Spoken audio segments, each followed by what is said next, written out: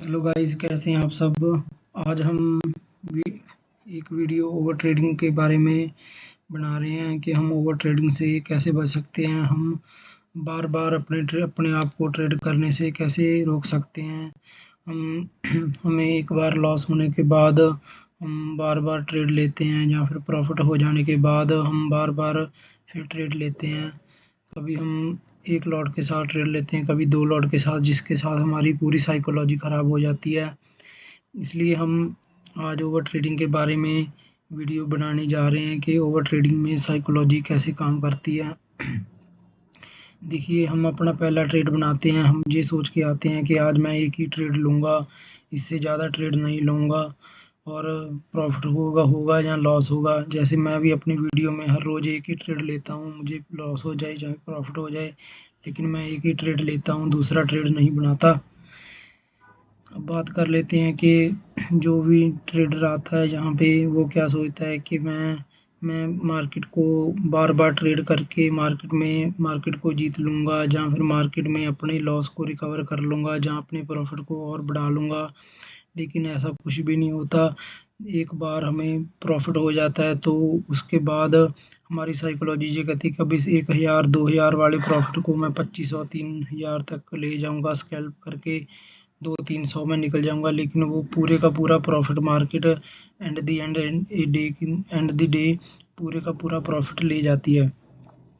उसके बाद क्या होता है कि हमें जे अगर लॉस हो जाए पहले ट्रेड में, तो हमें ये होता है कि भाई लॉस हो गया, मैं सही था लेकिन मार्केट गलत थी, मार्केट मेरे अपोजिट चली गई, इसलिए मैं दोबारा ट्रेड बना लेता हूँ, जिससे मेरा लॉस रिकवर हो जाएगा और मैं थोड़ा बहुत प्रॉफिट में आएगा ट्रेड तो उसको बंद कर दूँगा।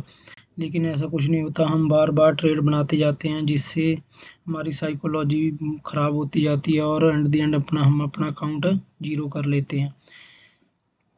देखिए, ट्रेडिंग काउंट को ज़ीरो होने से बचाने के लिए हमें ओवर ट्रेडिंग नहीं करनी है। हर रोज़ एक ही ट्रेड लेना है, हर रोज़ मार्केट में आना है, और नेक्स्ट डे के लिए भी पैसे हमें बचा के रखने हैं ट्रेड करने के लिए।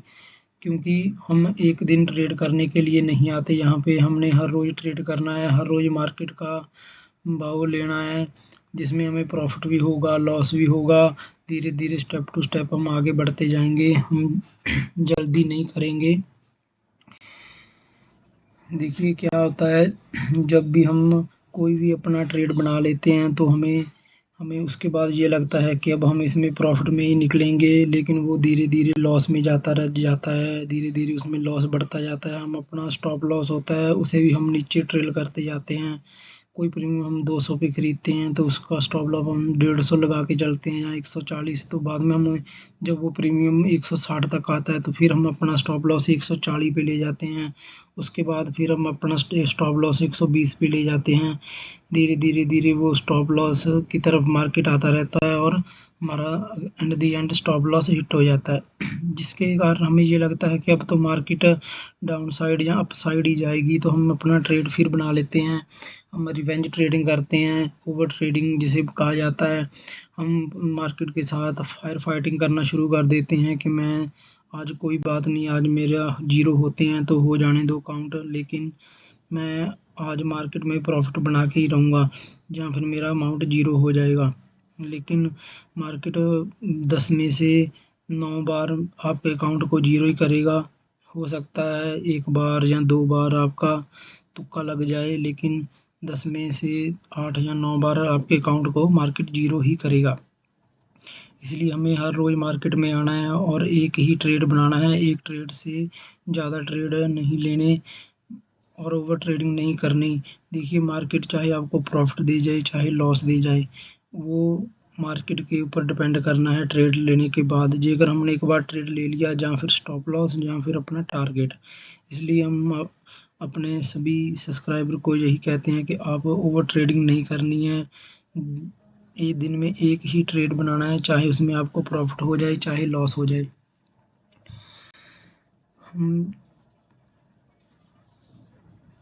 धन्यवाद।